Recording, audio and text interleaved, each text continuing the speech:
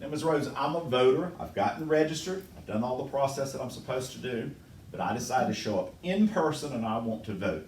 Would you show me how the check-in process works? I'll be glad to. Thank you. The voter will come in, and usually everybody has a driver's license, but if you don't, it's still good, as long as you have a valid Georgia ID. The voter would come in with their driver's license, because the driver's license is the only thing that this will automatically scan. But we can always look you up manually with your regular ID if you just have the ID.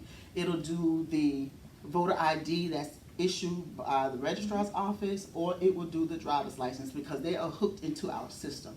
Okay, you would take your driver's license, you would turn it facing towards you, because all we would need is the barcode. Lay it on that tray.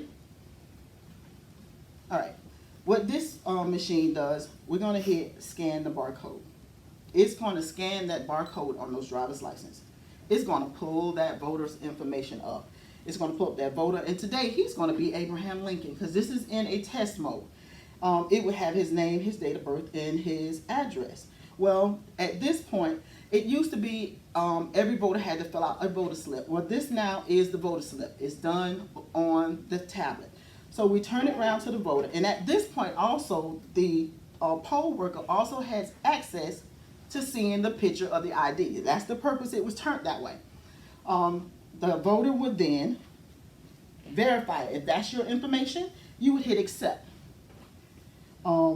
We're not in the primary mode, so you can go ahead and skip that part, because at this point also, it would also let us know, and I think this is very important, that this machine will let us know if you have an absentee ballot been sent to you. It'll tell us if an absentee ballot has been received.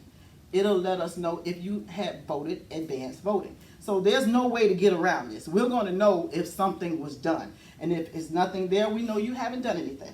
So you would move forward to say, to verify, is that your information? That's correct. Then you would sign that down at the bottom. All right. Hit done signing. Now at this point, it goes back to the poll worker. And all they're basically going to do is verify by putting their initials that you've done your process.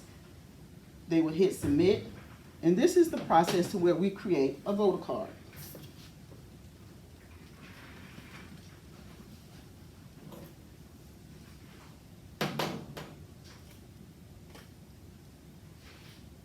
This creates a card strictly for that voter's precinct, their state senate, whatever it is that specifies to that voter is the only thing it's going to create. It won't create one for somebody else's district. It won't create anything outside of where it's supposed to. So at this point, the poll worker will hand them the card and ask them to get their driver's license. You can get your driver's license. And that's basically the check-in process. Very simple, very easy. Now, Ms. Rhodes, I have a question. If I show up on the day of the election or for early voting at the courthouse, I present this and it says I am not in the system, then what do I do? Well, if it's early voting, she can check and go ahead and verify if you're in there or not, because she's right there.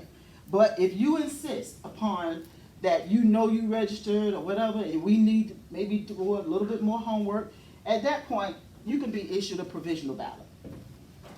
They give you, because you cannot use the system, because we have to do this now on a paper. You would fill out one of these same old forms everybody's familiar with. But then at this point also, you would complete the salmon color area in the back, because this is, at this point, going to be a provisional ballot, meaning we have to do more research, give us time to check. But if it's valid, your vote will be counted. You would fill this out, and just in case if you're not registered, they will still get you to fill out one of these type of voter registration cards. It's still a voter registration card. It's just a backup that if you were not registered, we're going to make sure that you are registered. They will issue you a ballot. Again, you have to bubble. You bubble. You put whatever how you want to mark your ballot. You mark your ballot. You will fold your ballot. Again, it goes into a white envelope. The white envelope goes into the salmon colored envelope. Anything under a salmon color we know is provisional. They would mark the reason to why They may have felt like, well, the manager will do this part, to why what we need to actually look for, what the problem may have been. It's then sealed into a locked bag. It's brought over to the registrar. If it's not in the registrar's office, this can happen on election day. We will verify, check, double check, look for, and if it is valid, it will be accepted. Then she'll take it out. The white envelope comes over into the election side, and the ballot is counted. If it is not valid, it will be rejected, and it will not be counted.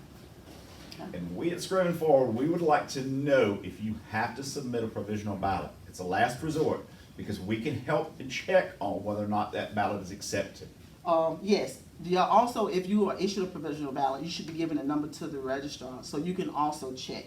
But with the provisional side, if you go ahead and check your stuff before election day or election time, you will pretty much well know if there's any issues. And one more time, that's where that MVP comes up. Yes, that's where my voter page. You find out everything you need to know and can find everything you need. One-stop shopping. That one spot. Thank you, Ms. Rhodes. I'm excited about going to vote now. Okay.